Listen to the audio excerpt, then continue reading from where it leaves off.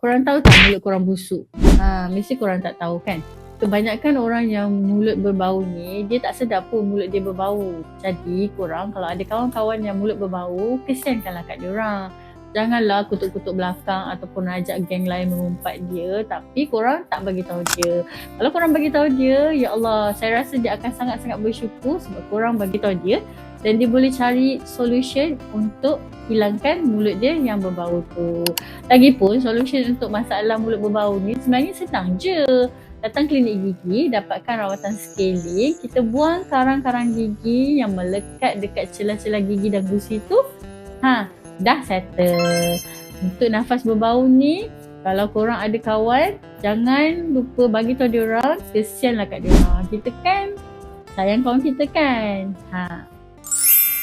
Jom cuci gigi di klinik Pergian Iman Sungai Buloh dan juga Sarjana Rawang. Apa yang paling best sekarang, kita ada promo Ramadan. Tak kisahlah karang gigi tebal mana sekalipun, 2 orang RM299 je.